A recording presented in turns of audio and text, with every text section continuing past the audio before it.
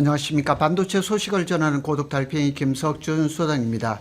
지난주에는 삼성전자와 이제 삼성의 초기업 노조하고의 성과급 때문에 참 온 나라가 들썩들썩 했었는데, 그 노조하고 삼성과의 그 성과급 합의 이면에 보니까 삼성과 노조는 알고 있었다. 반도체 피크아웃. 정점은 29년이라는 것이 밝혀졌습니다. 거기에 대한 얘기를 한번 해보겠습니다. 흥미롭습니다. 삼성전자와 노조가 성과급 협상을 했는데 시장에서는 뜻밖의 숫자 하나의 충격을 받았습니다.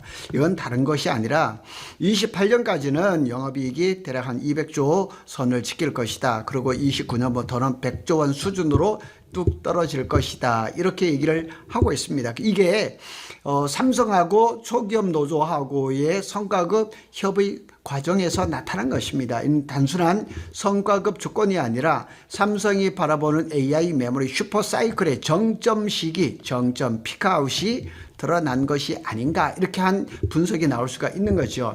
왜 삼성은 29년을 변곡점으로 봤을까? 그리고 AI 메모리 시대는 정말 그때 끝나는 것인가 한번 살펴보도록 하겠습니다. 반도체 슈퍼사이클은 언제 끝날까 참 궁금하죠. 저한테도 물어보시는 분들 많습니다. 반도체 회사는 어떻게 전망하고 있을까? 보통 회사는 장기 전망을 공개하지를 않습니다. 삼성도 그런 얘기를 잘 안 합니다. 최근 삼성전자 노사의 성과급 그 협의 과정을 보면 힌트가 있습니다. 그래서 언제 주식을 팔지 고민하는 삼성전자 주주도, 언제 주식을 살지 고민하는 포모족에게도 반도체 그 정점 피크아웃이 언젠가는 인간은 굉장히 중요한 사실인 것은 틀림없습니다.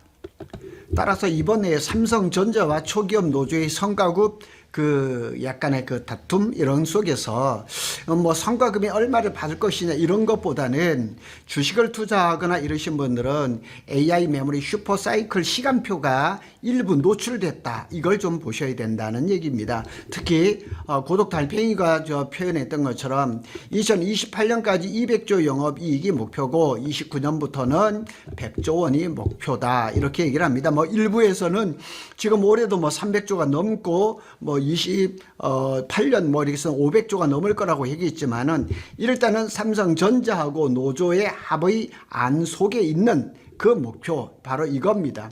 200조, 100조인데 이게 28년까지 갔다 29년부터는 피크아웃이라는 얘기죠. 삼성과 노조는 왜 이런 숫자에 합의했을까? 궁금하죠? 삼성전자와 초기업 노조는 성과급 기준을 설정할 때 단순히 아무 숫자를 넣지는 않겠죠. 너무 높은 숫자를 하면 회사가 부담이 될 거고, 너무 낮은 숫자를 하면 노조가 반발을 할 거고, 장기 성과급 기준을 사실상 회사의 중장기 업황 전망을 반영했다, 이렇게 보면 틀림없을 겁니다. 자, 이 합의서는 삼성 내부의 반도체 장기 시나리오가 일부 공개된 것에 가깝다. 삼성이라고 반도체 사이클을 지금 이렇게 분석을 하지 않을 수는 없는 거죠. 핵심 포인트 1번은 삼성은 28년까지 초호황 구간으로 본다. 틀림없습니다. 여러 매체들에서 분석기관들에서 다 그렇게 얘기를 합니다.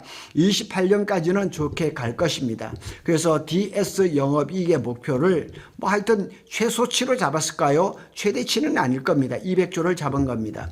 이것은 사실상 삼성 스스로 AI 메모리 슈퍼사이클의 정점 피크아웃은 최소 28년까지 간다, 이런 것을 전제를 한 것입니다. 그래서 현재 삼성전자 DS 부분의 영업이익과 비교해보면 엄청난 숫자인 것은 틀림없습니다. 왜냐하면 24년에는 약 32조, 25년에는 약 40조 원대의 영업이익을 했는데 앞으로 27년, 28년에는 200조대, 그 다음에 29년에는 100조 원의 영업이익을 보장을 하고 간 거잖아요. 그런데 갑자기 200조 기준을 성과급 기준으로 조건으로 설정을 했다. 이것은 결국 HBM, AI, 서버 디램, LPDDR, ESSD, 첨단 패키징, 파운드리, AI 칩이 모든 메모리 반도체가 동시에 폭발한다고 보고 있기 때문에 이런 안이 나왔다고 보면 되겠습니다. 두 번째 핵심 포인트는 왜 하필 그러면 29년부터 100조로 낮췄을까? 절반으로 뚝 떨어졌죠.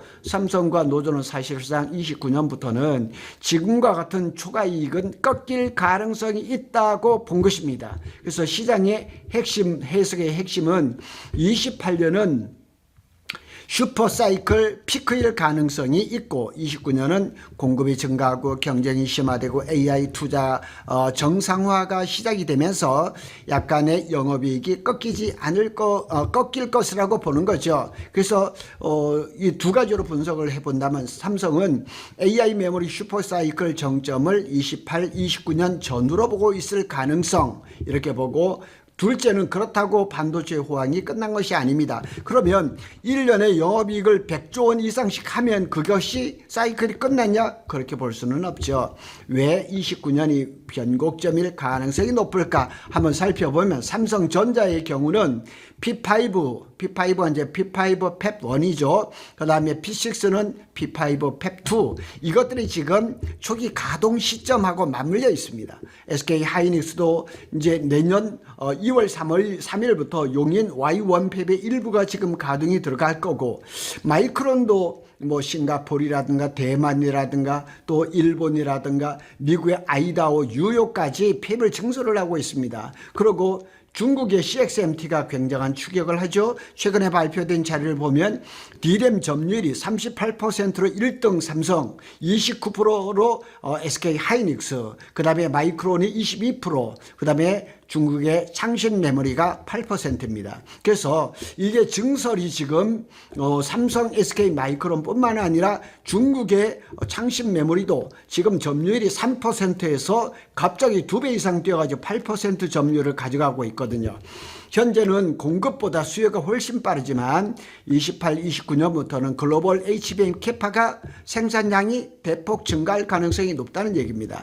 여기에 빅테크도 AI 투자도 초기 폭증 기간을 지나서 효율 중심의 투자로 전환될 가능성도 있습니다. 결국 메모리 산업은 이렇게 바뀔 겁니다. 과거에는 뭐 PC 스마트폰 중심 경기 민감 사이클 산업이었지만 현재는 AI 인프라 산업에다 전력 데이터 메모리 중심 산업으로 바뀌는 거죠. 그래서 예전처럼 폭락 폭등 이런 구조는 메모리 반도체에서는 아마 없을 겁니다. 없다기보다는 그 기간이 짧아지고 폭이 좁아질 겁니다. 그래서 앞으로는 높은 이익률을 유지를 하거나, 그러나 피크 이익은 둔화될 형태로 갈 가능성이 높다, 이렇게 보시면 되겠습니다. 그래서 29년을 피크아웃을 너무 부정적으로 볼 필요는 없다. 왜냐하면 여기서 중요한 것은 피크아웃은 산업 붕괴가 아니라는 얘기입니다. 삼성 내부 시나리오도 사실은 26년에부터 28년까지는 초호황, 29년에서부터 35년에는 안정적 초대형 수익 산업으로 이렇게 조금 산업 이제 그 회사의 영업 방침을 세운 것 같습니다. 왜냐하면 100조 영업 이익도 역사적으로는 말이 안 되는 숫자이기 때문인 것이 틀림없습니다. 그래서 삼성은 AI 메모리 시대가 오래 간다. 다만 초과 이익의 정점은 28년 전후라고 보는 것이 타당하다. 그렇게 해석을 했다고 보는 거죠. 삼성이 그렇게 잡고 노조하고 아마 협상을 마무리한 것은 라고 볼 수가 있습니다. 시장이 진짜 주목해야 할 부분이 있습니다. 이번 합의에서 더 중요한 것은 따로 있습니다. 바로 삼성도 이제 메모리를 장기 계약 산업 LTA로 보기 시작했다는 점입니다. 과거에는 분기별 이제 가격 협상이 있었죠. 현재는 3에서 5년 정도의 장기 계약 LTA라고 하죠. 그리고 이제 선급금, 그러니까 수요자들이 뭐 최대는 30%까지의 돈을 먼저 선급금을 준다니까요. 생산 능력 선점 CSA라고 그랬죠. 지금 여름 정도 되면 평택의 P4 페이지 4가 이제 가동을 할 건데, 뭐 빅테크 예를 들어서 엔비디아가 P4의 페이지 4에 생산되는 메모리는 우리가 아도친다, 이런 거. 그 다음에 고객사 물량을 고객사의 물량을 삼성이 뭐 물량 깡패라 하지만 그 물량을 엔비디아, 마이크로소프트 뭐 누구든지 이렇게 그냥 잡아매는 이런 것들도 있을 수가 있는 거죠. 따라서 메모리 산업이 점점 반도체판, 석유처럼 지금도 뭐 중동 전쟁 때문에 석유 때문에 난리치고 한 것 똑같은 그런 메모리 시장이 될 것이라고 예상이 되는 거죠. 구독 달팽이가 한번 정리를 해보겠습니다. 삼성 노사가 합의한 것이 이제 시장에 던지는 메시지를 크게 5가지로 한번 분석을 해보겠습니다. 1번, 28년까지는 메모리 슈퍼사이클이 지속될 가능성이 높다. 저한테도 전화가 와서 반도체 이제 뭐 삼성, SK 주식 투자는 끝난 거 아니냐 이렇게 물어보시는 분들이 있는데 지금 이걸 보세요. 노사가 합의한 걸 보면 적어도 내후년까지는 간다는 얘기죠. 삼성도 2029년 전후를 공급 증가의 변곡점으로 봅니다. 절대로 내년이나 후년에 공급이 아주 증가하지는 않습니다. 세 번째로 다만 피크아웃 이후에도 과거하고는 비교 불가능할 정도로 초대형 영업이익이 유지가 될 전망이 높습니다. 네 번째로 메모리 산업은 이제 단순한 경기 민감주가 아니라 AI 인프라 산업으로 재편되는 중이라는 사실을 기억해야 됩니다. 다섯 번째로 삼성, P5, P6, SK 용인, Y1, 팹, 글로벌 HBM 증설 타이밍이 28, 29년에 집중되는 점도 매우 중요하게 봐야 된다는 얘기입니다. 따라서 지금 뭐 삼성 국내 이제 코스피 주식에 보면 삼성하고 SK의 쏠림이 심화되지만은 그렇다고 해서 주식 투자하는데 좀 불안해할 필요는 없다. 적어도 28년까지는 반도체 호황은 이어질 것이다. 삼성, SK 하이닉스, 마이크론까지 이 메모리 3사가 시가총액이 1조 달러를 다 넘어버렸거든요. 그래서 뭐 주식이 약간 주춤한다 치더라도 장기 전망 그것도 27년, 28년을 본다 그러면 아직까지는 주식 투자하는데 크게 어렵지는 않을 것 아닌가 이렇게 생각을 해 봅니다. 감사합니다.